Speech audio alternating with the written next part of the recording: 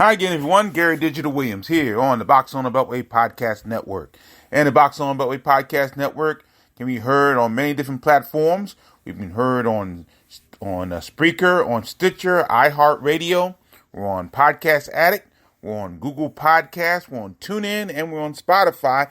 And I just found out we're on CastBox, as well as you can pick up the Boxing on the Beltway Podcast Network by going to your Alexa and say, Alexa, please play Boxing Along the Beltway. You can hear it there. And we're on many different podcast apps, so you may want to check us out and check us out our podcast, Boxing Along the Beltway. Now, this week's going to be a very short podcast. In fact, the majority of this podcast really will not cover boxing. We'll tell you why in just a moment. We are going to talk about our schedule update. In January's got a couple of items that are actually one item that's added to the January schedule. A guy who's making a return after almost a 5-year absence. He'll be making his return, and we're also going to talk about a huge signing for the Beltway of one of our top amateurs. He'll make his pro debuts very soon, and then we're going to come to the reason for the podcast as far as the information concerned. The majority of this podcast will cover a man who I'll pay tribute to today, who gave me really my first big and impactful sporting moment. And we'll talk about him. He passed away today as we record this on Friday. So we'll talk about that in this podcast. The Boxing on the Beltway Podcast Network is brought to you as always by Real-Time Pain Relief. From boxers to ballerinas, for shoulder pain and muscle strain, everything in between, Boxing Along the Beltway recommends Real-Time Pain Relief, the natural, plant-based, safe, fast, and effective ointment. Go to freepainoffer.com, buy $10 worth of Real-Time Pain Relief. You get a free $10 tube of Real-Time Pain Relief, now endorsed by two-time World Heavyweight Champion Big George Foreman. So try his knockout formula for Real-Time Pain Relief. Rub it on, the pain is gone in real time. And by DeborahSpears.com. She has great weight loss tips as always, great jewelry, and great training methods at Deborah, Debra Spears.com. Well, no results this past week. Nobody fought this past week from the Beltway, so we're going to talk about the couple of the updates on the schedule, January schedule, and we have one that's coming up tomorrow as we record this, Saturday, January 23rd. As Baltimore, Maryland super welterweight Bazooka Joe Veazey. He makes his return to boxing on that date when he competes in a 4-round bout against Devon Fox of Washington, D.C. at the Blennerhassett Hotel in Parkersburg, West Virginia. Now, I tell you, this is one of those situations that make me feel a little on the old side, because I've been following Joe Veazey and his brother Sean Veazey since they were little kids in the amateurs, and been talking about them, especially Joe and his performances in some of the major amateur events around the country. And it's great to see him. It's great to see him coming back. Now, Veazey was originally from Charleston, West Virginia, but he hasn't fought since making his pro debut way back in October of 2016 when he won a 4-round decision over Alberto Delgado in Winchester, Virginia. So that's the only time that Veazey has fought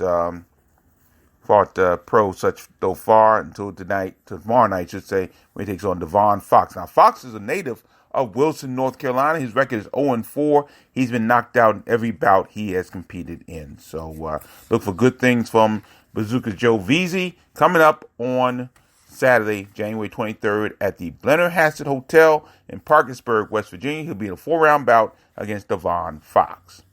Meanwhile, we talked about this last week, but we do want to remind you once again that on Saturday, January the 30th, Baltimore, Maryland female lightweight Mia Killer Bee Ellis, she'll be in a 4-round contest against Myasia Oglesby of North Carolina. That bout will take place at the Crown Reef Resort in Myrtle Beach, South Carolina. Now, of course, Ellis made her pro debut on December 2019, scored a first-round TKO over Unica Best in Atlanta, Georgia. That was on the Gervonta Davis championship card there in Atlanta, Georgia. Now, Oglesby has lost her first 7 contests. She's been TKO'd in every one of them. Also on the card, Upper Marlboro, Maryland, Stacy Selby, he'll take on John St. Fard of Wilson, North Carolina. Selby has been a very successful amateur for many, many years, including wins on the local and national levels. Fard is 0-2, coming off a 4-round unanimous decision to Mikael Hernandez on November 21st in Fort Mill, South Carolina. Once again, this card being promoted by Boxing Hall of Famer Christy Martin. Now, I need to tell you that you may want to go over to Juan Marsh, my partner's Pro-Am Fight Talk YouTube page. He has interviews with VZ Ellis. I think he has an interview with Stacy Selby as well, all on Facebook Live, but I think they're on YouTube as well. So you may want to check it out. His Pro-Am Fight Talk YouTube page and his Facebook page, Juan Marshall, has interviews with Mia Ellis, Stacy Selby, and Joe Veazey. So that's coming up next couple weeks. In another week or so, we'll bring you the February schedule, which is starting to fill up a little bit as far as Beltway boxers are concerned. Now, huge signing this week in the Beltway. One of our great amateur boxers, a guy who's a very nice person and an outstanding boxer, no question about it. He will make his debut into the pro ranks next month. His name, Troy Isley, out of Alexandria, Virginia. He will step into the professional ranks as a member of the Top Rank Promoters Group. He'll be part of Top Rank, Bob Arum. 22-year-old Isley will make his pro debut on Saturday, February 13th at the MGM Grand Hotel in Las Vegas, Nevada. Now, Top Rank will co-promote Isley with Antonio Leonard Promotions. So, looking forward to this guy. This is going to be a good one. And now, Isley has been a great boxer throughout his amateur career, especially at the international level. He won a bronze medal at the 2017 World Championships. He won a silver medal at the Stranja tournament in Bulgaria in 2018 and a gold medal at the Pan American Games in 2019 in Lima, Peru. So he's done some outstanding work. He's been a regional Golden Glove champion. He kind of had some difficulties at the national level at the Golden Glove, which is kind of mystifying to me because, I remember we carried the Golden Gloves, I believe it was in 2018 at the ABC Sports Complex in Springfield, Virginia, and Ozzy just dominated that competition. He looked fantastic. He was the outstanding boxer of the Golden Gloves. I had a chance to sit down and talk to him after the event. Great young man. And I thought, sir, he would go to the Nationals and just sweep the Nationals. And he didn't do it. In fact, he lost in the first round. So when he's focused, and that's the majority of the time, thank goodness, Isley just fantastic. So looking for some great things from Troy Isley. He'll continue to be trained by Kay Karoma. Kay Karoma is the assistant coach for the United States national boxing team.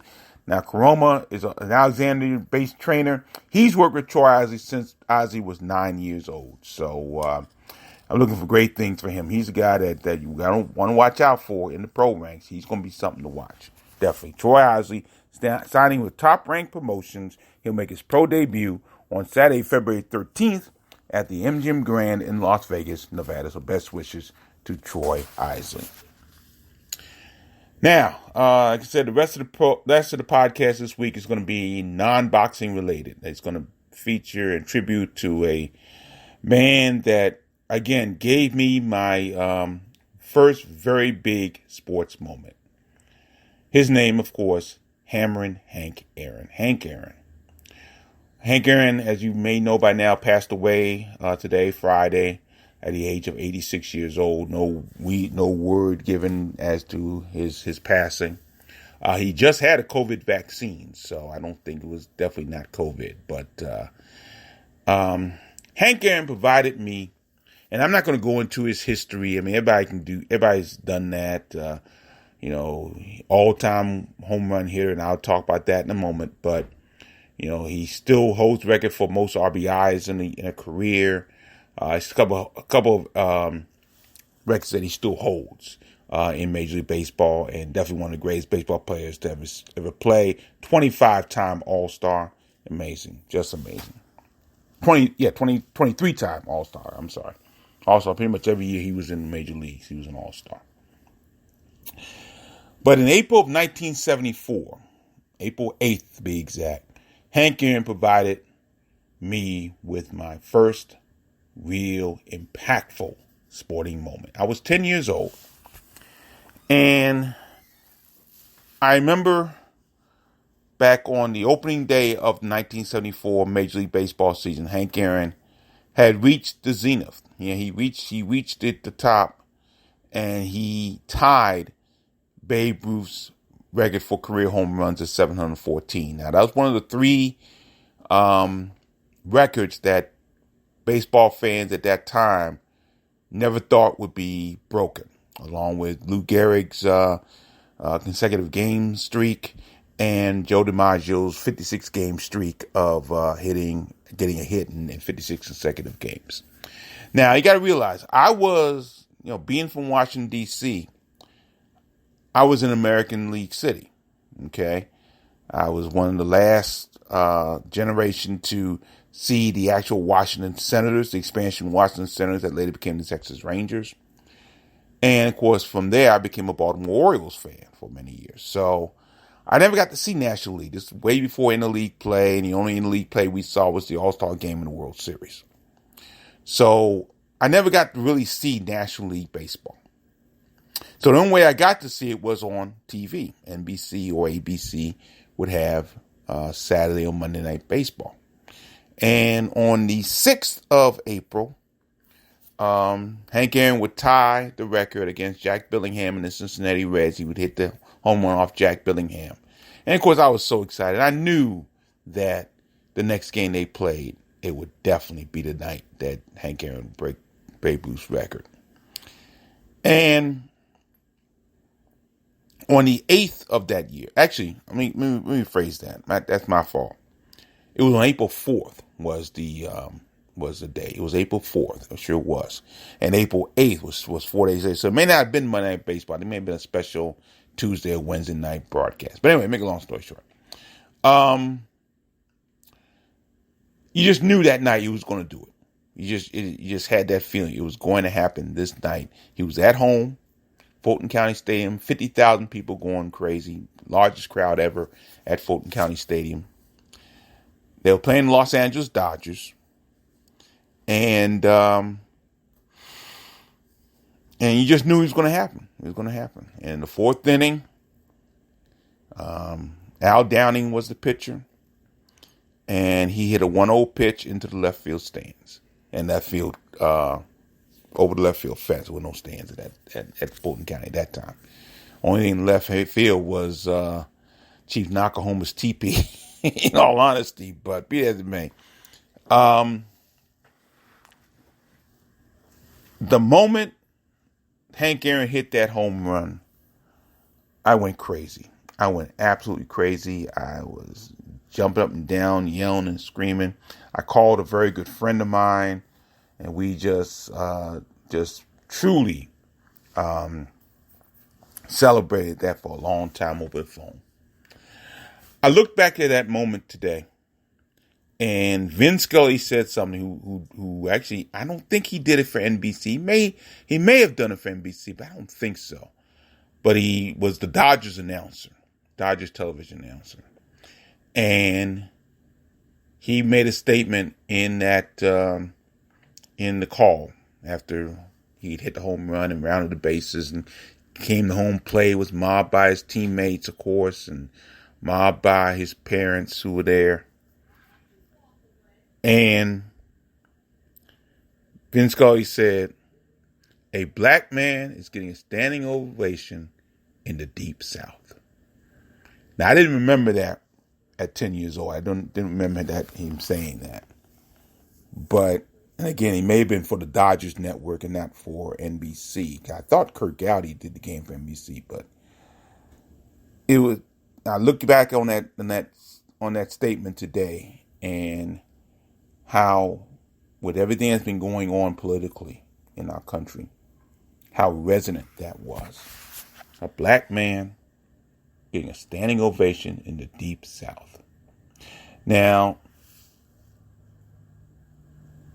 again, Hank Aaron came from the Negro Leagues. He played with the Indianapolis Clowns, and he definitely suffered through segregation. And it was major. And you think about, he doesn't even think he never thought fondly of doing this because he got so much hate mail from people, presumably white people, who didn't want him to break this sacred record of Babe Ruth's. They didn't want to see a black man do it. They would have been satisfied with a white guy. Had it been just picking people out of my hat, Mike Schmidt or Pete Rose or somebody like that, they would have been fine with it. But to have a black man do it, oh my goodness, it would have been terrible. And he got a lot of hate mail, which he kept over the years. He kept some of that hate mail, a lot of that hate mail, back in those days.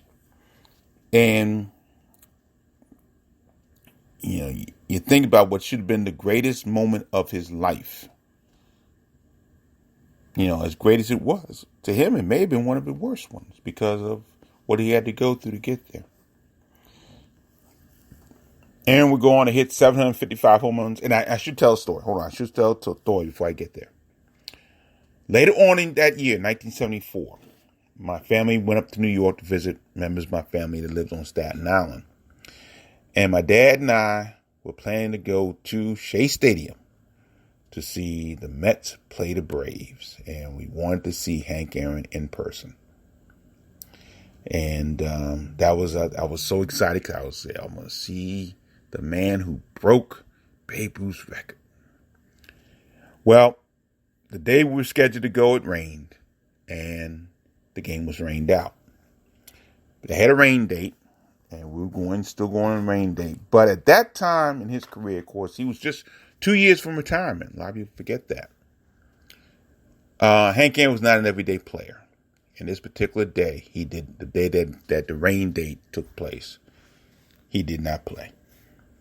I was crushed. Oh my goodness, I was crushed. I cried and prayed for him to get in as a pinch hitter at least. But he didn't do it. And I never got another chance to see him play, even when he came back to the American League and played for the Milwaukee Brewers to finish out his career. Both the Brewers and the Braves, who got their start in Milwaukee, retired his 44 number. But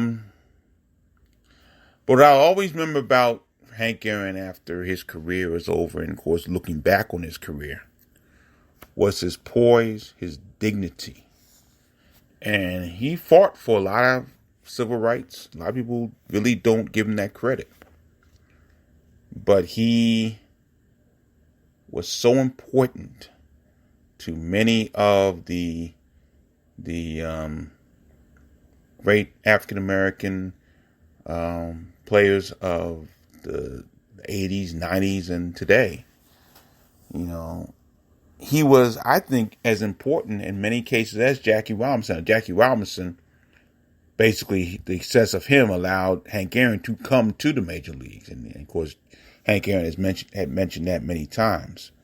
But Hank Aaron's success paved the way for, I think, the Reggie Jacksons of the world. Reggie Jackson was kind of a contemporary, although he was younger than Hank Aaron. But the Reggie Jacksons and the Frank Thomases and Joe Morgans and so many others. Hank Aaron and Willie Mays, of course. Willie Mays they were the predecessors. And they were the ones that passed the torch to those younger guys. I admired Hank Aaron so much. I really did. I mean, and his name and his poise and dignity, just amazing. Of course, Ted Turner, who owned the Braves at the time, and of course owned Turner Broadcasting, all made Hank Aaron a vice president of Turner Broadcasting. And I'll never forget, one of the big staples on Turner Broadcasting for many years was World Championship Wrestling. And I never forget, they celebrated 20 years of World Championship Wrestling at one of their major events called Clash of the Champions, and they had a big motorcade of limousines coming up, and Hank Aaron was in one of them. And I never forget Missy Hyde, who was doing the outside broadcasting with Tony Schiavone, was like, "Can I shake your hand?" It was just hilarious. I don't even know she actually knew who he was, but it was a great thing to see. And Hank Aaron talked about how great World Championship Wrestling was and so on. I had, my 10-year-old heart was crushed when I didn't get a chance to see Hank Aaron in 1974. My 57-year-old heart is crushed today. I have shed some tears thinking about Hank Aaron, how great he was. And, 755 home runs. Of course, Barry Bonds broke that record, but, he did it with the help of steroids. If you believe that, he did it with the help of steroids. And a lot of people to this day still consider Hank Aaron as the all-time home run leader. And he was definitely one of the greatest players to ever play this game. We've lost a lot of legends in baseball over the last few months. I mean, Bob Gibson, Joe Morgan, Tom Seaver. We just lost Don Sutton, who was a legendary Los Angeles Dodger, and as fate would have it, called the Braves for many years, called Braves telecast for many years, along with Chip Carey and Joe Simpson, and he called a number of, for 20 years, I think he was a broadcaster for the Atlanta Braves. So, just a few with Phil Niekro. We lost Phil Niekro as well. I mean, truly some of the greatest players, the players that I got a chance to see, the majority of them. I didn't see a lot of Bob Gibson, but I saw Joe Morgan and Phil Niekro and Don Sutton and of course, Hank Aaron in the latter part of his career. Legends. Hall of Famers. Not that many left now. And, it's just, Hank Aaron was truly, truly one of the greats of all time. And, again, a guy who provided me the first big sports moment of my life. I mean, I was too young to remember the 68 Olympics with and I wouldn't even call them sports moments anyway, with Tommy Smith and John Carlos, putting their fists up. I was barely 5 years old. In fact, I wasn't 5 years old when that happened, so I didn't remember that. I do remember 72 with the Olympics that year, and again, I wouldn't call them positive moments when the United States Olympic basketball team lost to the Russians in that controversial game. I do remember the game, but I don't call that controversial. Olga Korbut as a gymnast was outstanding, but wasn't a great moment, wasn't a great personal moment to me. Mark Spitz winning 7 gold medals in swimming wasn't personal to me, although I enjoyed the moment. For me, Hank Aaron hitting 715 was personal. It was a moment that meant much to me as an African American. It meant a lot to me as an American, whether black, white, or indifferent, because the friend I celebrated with was a white man. Or he is a white man, I should say. But it was personal. It was so personal to me because it meant someone who looked like me, who did something truly, truly magnificent. In that time, the sport that I really grew up on, baseball. Baseball was my first love, in all honesty. Before basketball, before boxing. And there wasn't a lot of pro basketball there, and boxing I didn't really know about, especially in our area at that time. So it was personal to me. It felt really great to me. And that's why I'll never forget it. I've never forgotten that moment where I was. I was in the living room. What I did that night.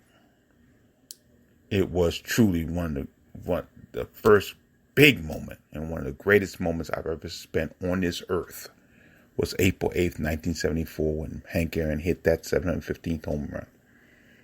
Tremendous. And I'm going to miss him. And he will live in my head and he will live in my heart forever. So rest in peace, and our deepest condolences to his family for the legendary hammering Hank Aaron.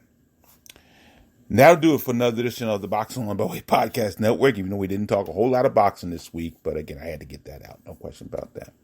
Once again, the Boxing on Beltway Podcast Network brought to you by Real Time Pain Relief. You go to freepainoffer.com. Buy $10 worth of Real Time Pain Relief. You get a free $10 tube of Real Time Pain Relief, now endorsed by two-time world heavyweight champion Big George Foreman. Try his knockout formula for Real Time Pain Relief. Rub it on. The pain is gone in real time. And by DeborahSpears.com. She has great weight loss tips, great jewelry, and great training methods at Deborah, Debra Spears.com. Thanks for joining me, everybody, and thank you for indulging me in that tribute. And we thank you so much for joining and supporting the Boxing on Beltway Podcast Network. We look forward to seeing you again on our next podcast. Till then, I'm Gary Digital Williams. Thanks for joining, everybody. Have a very pleasant and good day, everyone.